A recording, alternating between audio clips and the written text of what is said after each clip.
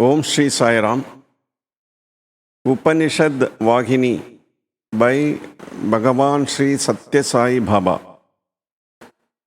Chapter 6 Brihadaranyakya Upanishad.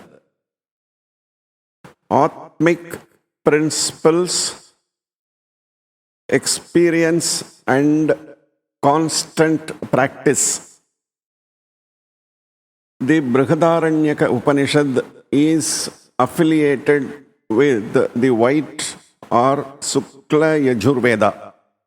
Of its 6 sections, all except the third and fourth describe worship, that is upasana, associated with ritualistic action, karma.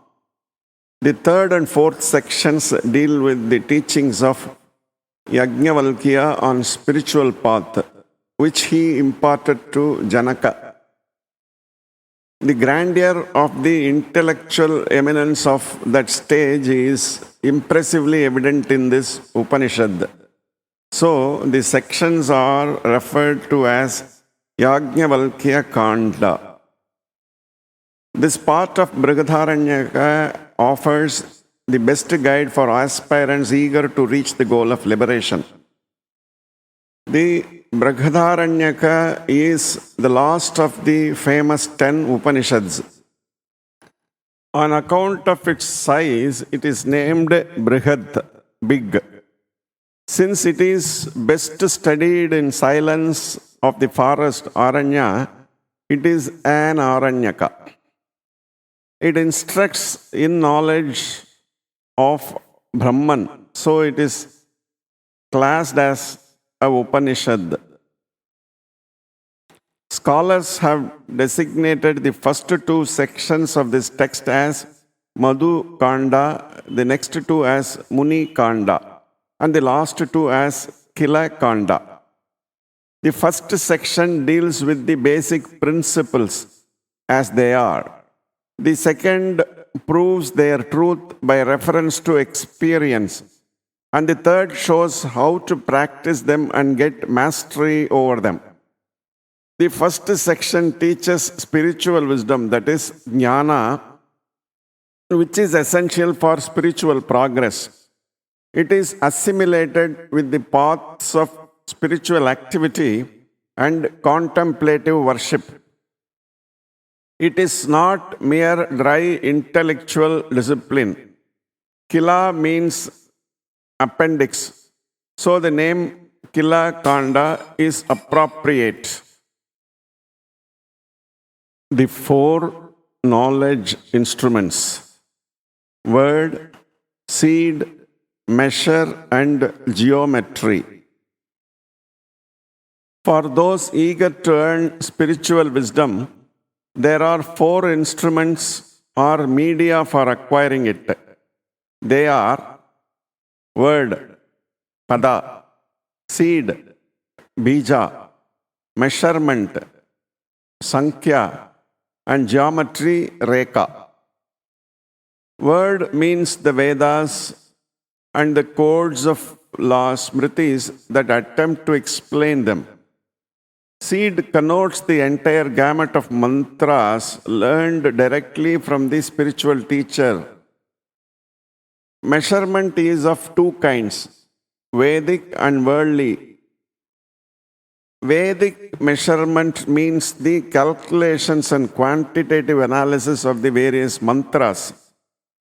Worldly refers to the numbers and their interrelations as far as they are related to the external world, and the interrelations of human activities.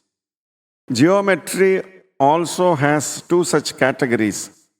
Vedic geometry is part of the worship activity mentioned in the Vedas, and worldly geometry is part of the mathematics of the universe.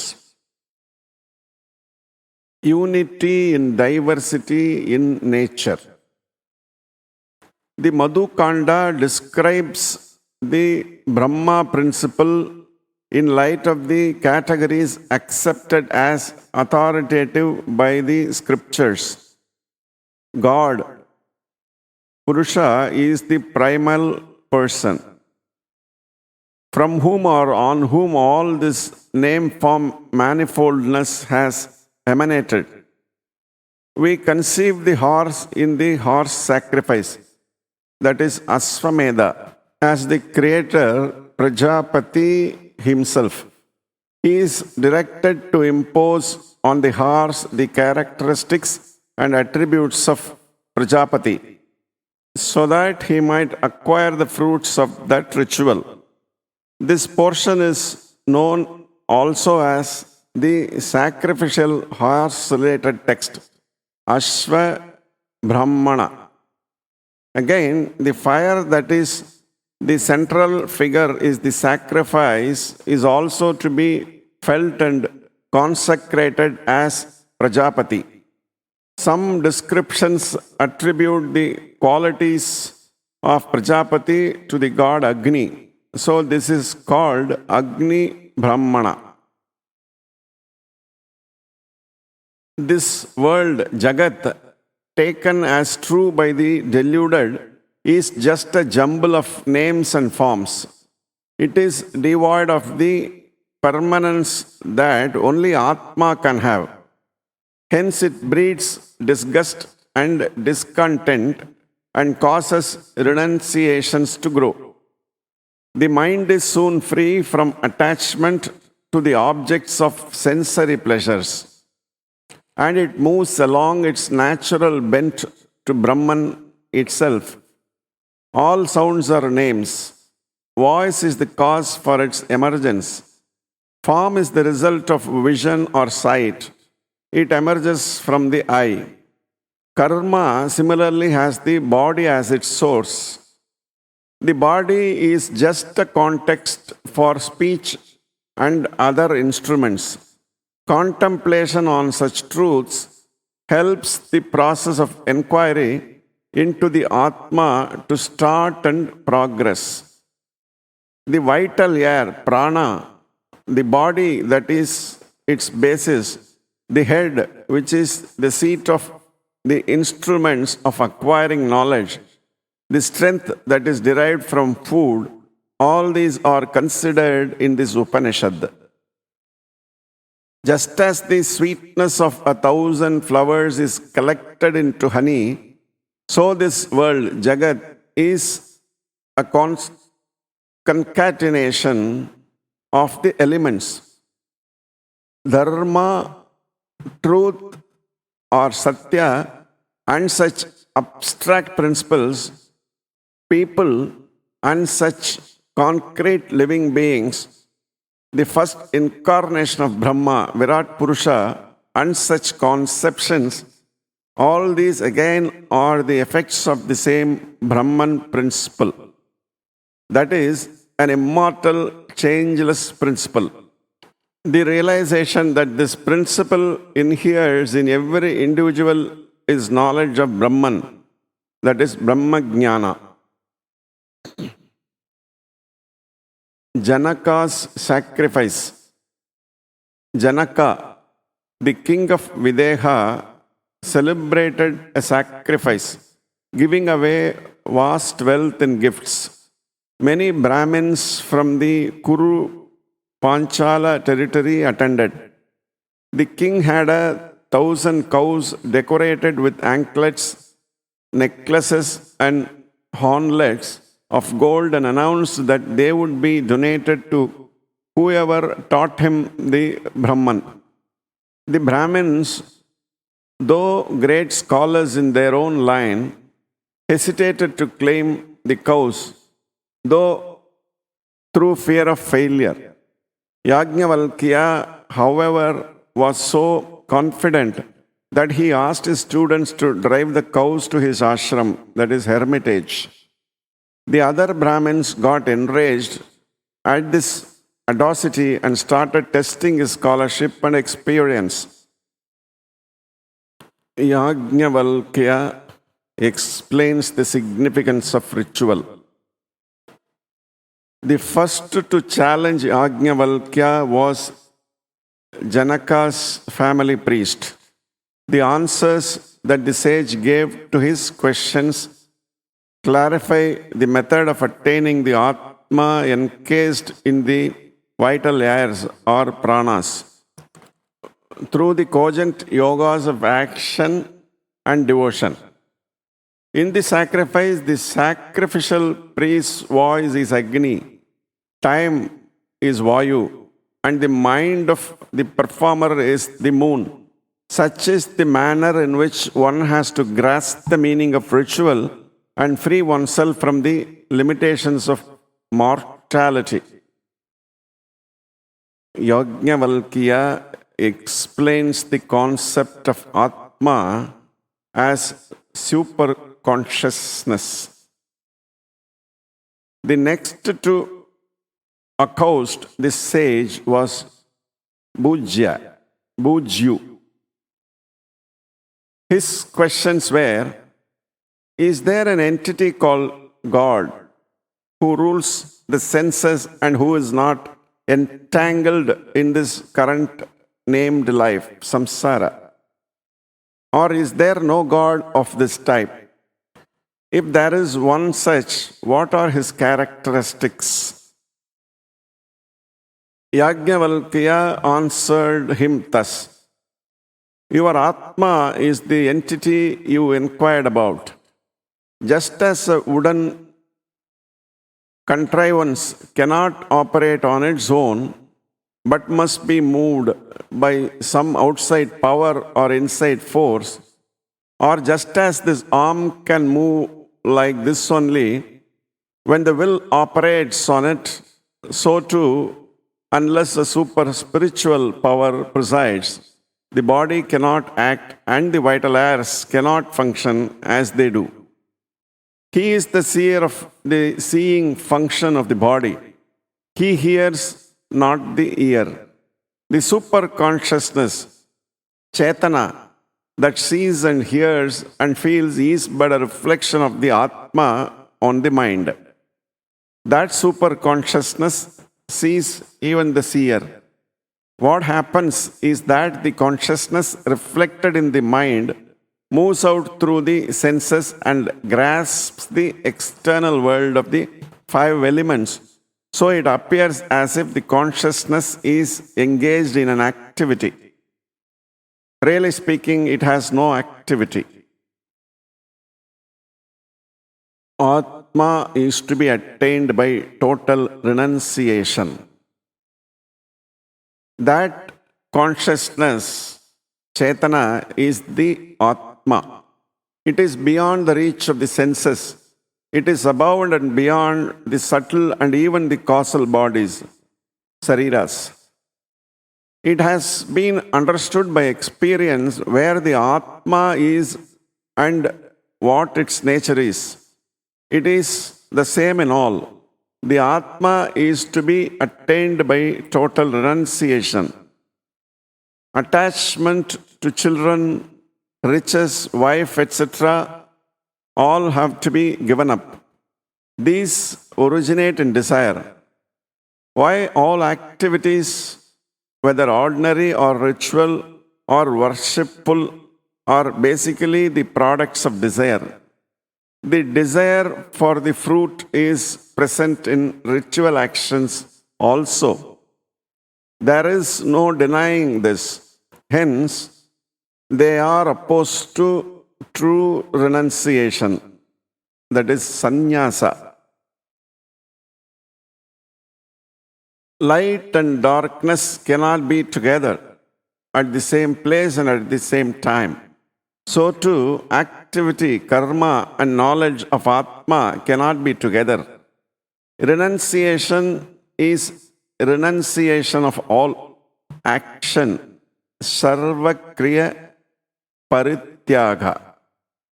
Begging for food is an action and is against renunciation. The Brahmins of ancient days knew this. They gave up attachment and through the path of withdrawal, nivritti, realized the reality. This is scholarship. This understanding and this attainment,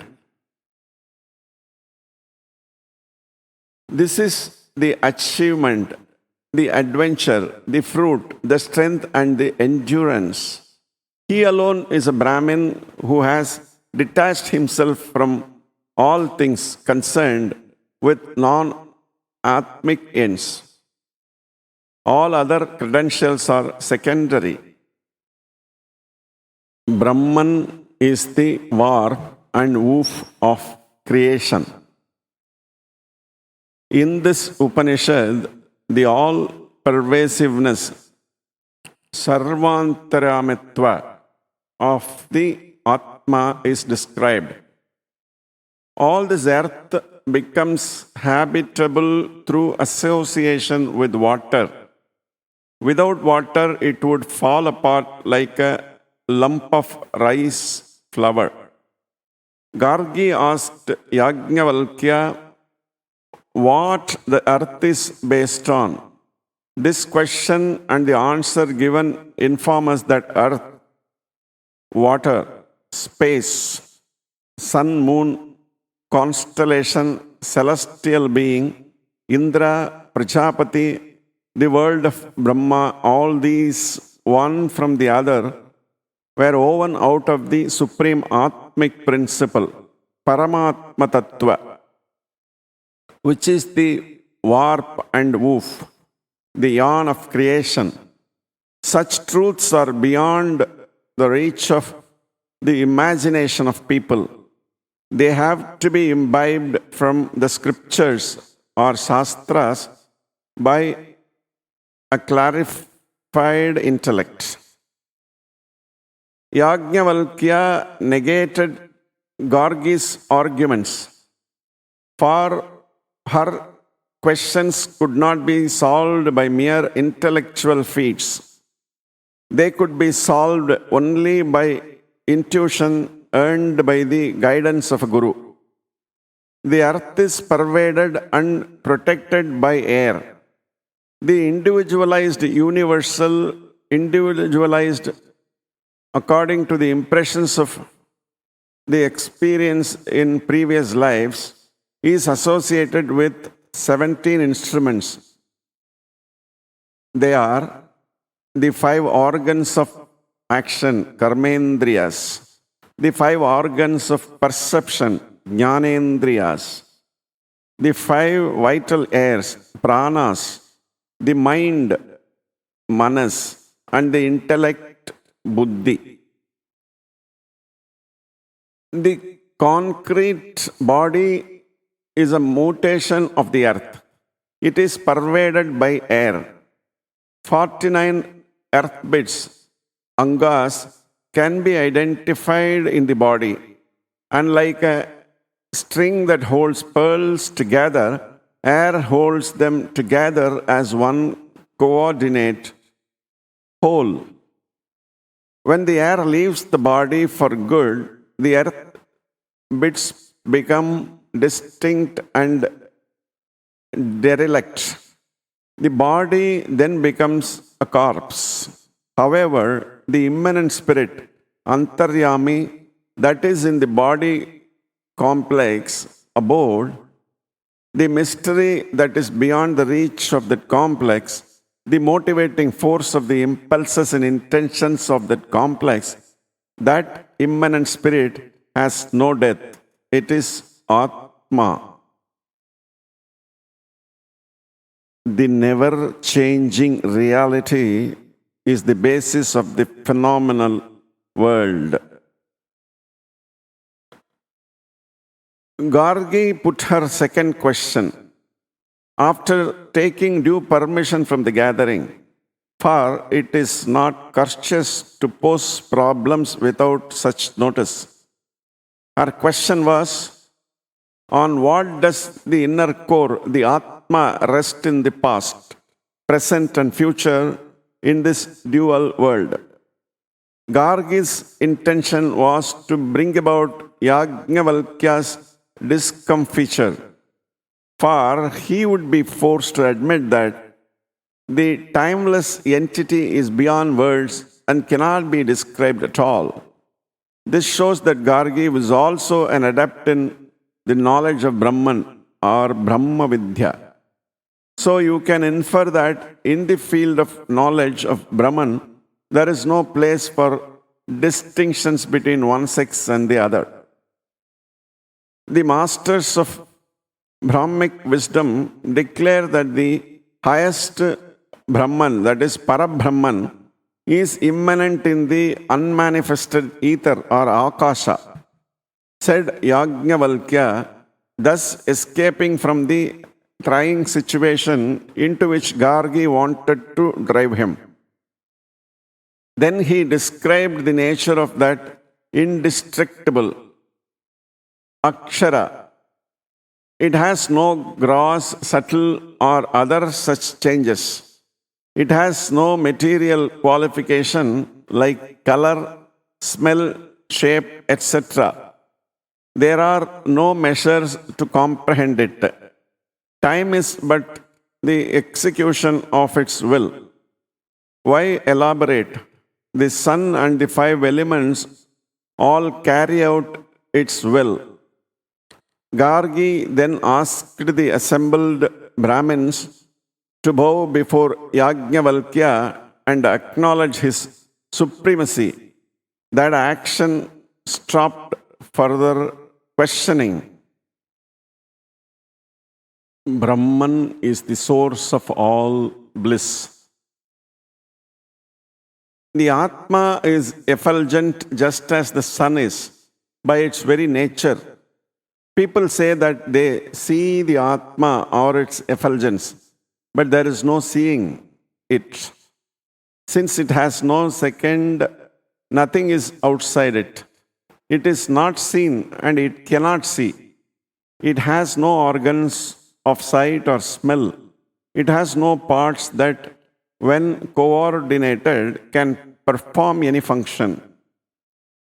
From the lowest joy to the highest bliss of Brahman, Brahmananda, each step is an increase of the feeling of delight.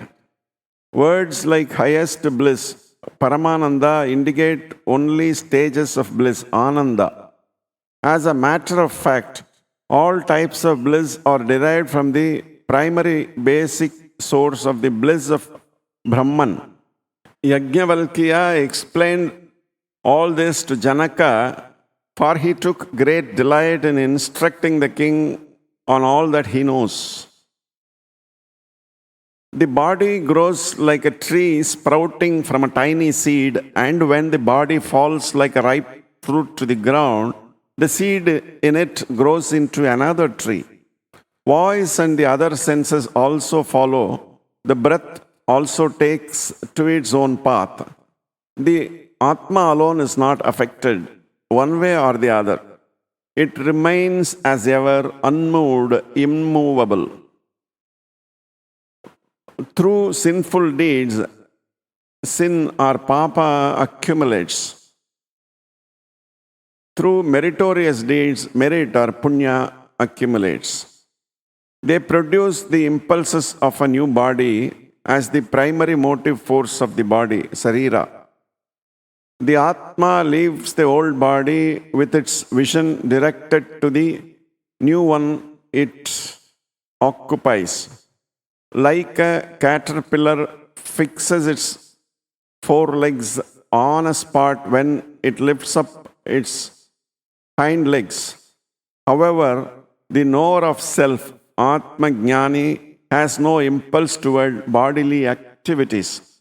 So, in his case, the Atma is not bothered by new body at all. The path of spiritual wisdom is the path of the knower of Brahman, Brahmavid. The action enthusiasts are led on to renunciation, tapas. The knowers of self have escaped from desire, so their minds know no anguish or agony or yearning, which is the mark of renunciation. They are the very artist who has evolved the creation, the very Vishwakarta. One who has attained the vision of Brahmanhood has nothing further to attain, realize, God or seek. All things are loved for Atma alone. The instruction that Yajnavalkya gives in this Upanishad to Maitreyi, his consort, reveals to us clearly the knowledge of the self, Atma Jnana.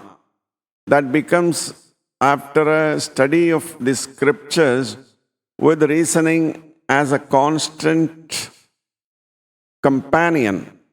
It also describes the principles of renunciation, that is sannyasa, which is the instrument for getting the spiritual wisdom. The entire sensory world and the senses have to be equated only with the dream reality. There is no use pursuing them as ultimate and valuable. The Atma alone has to be loved. All other things are loved for the sake of the Atma. When the Atma is understood, everything else is understood. All effects are subsumed by the cause. The ocean is the goal of all the waters. So too, all tastes find their goal in the tongue. All forms realize themselves in the eye. All sounds are for the ear. All resolutions have the mind as their goal. That is to say, the entire creation merges in Brahman. Yajnavalkya, the crown jewel of scholars of Brahmic knowledge. In his reply to Bhuju, Yajnavalkya reveals his knowledge of the process of evolution of the universe, Brahmanda Nirmana. In his reply to Gargi's two questions, he reveals and teaches the true nature of Brahman, which is direct spiritual knowledge, aparoksha. In the Sankhya Brahmana, the sage has astounded everyone by his erudition in spiritual mysteries. He earned victory in the hall of Janaka from the wisest of the land. He sanctified it by his teaching. He met the hard tests of crooked Bhuju and the harder tests of the eager inquirer Gargi with equanimity and skill. He was acclaimed as the crown jewel of scholars. Of course, he himself acknowledged greatness wherever he recognized it. He was generous enough to recognize the greatness of the teachers who were instructing Janaka until then. Lastly, he felt that he had no more to learn or earn, so he became a monk. Realizing that Maitreyi, his consort, was also eager to attain realization, he instructed her in the knowledge of Brahman or Brahmajnana. For in those days, women were considered equally fit to practice the path of spiritual wisdom, which leads to liberation. This concludes the Brihadaranyakya Upanishad.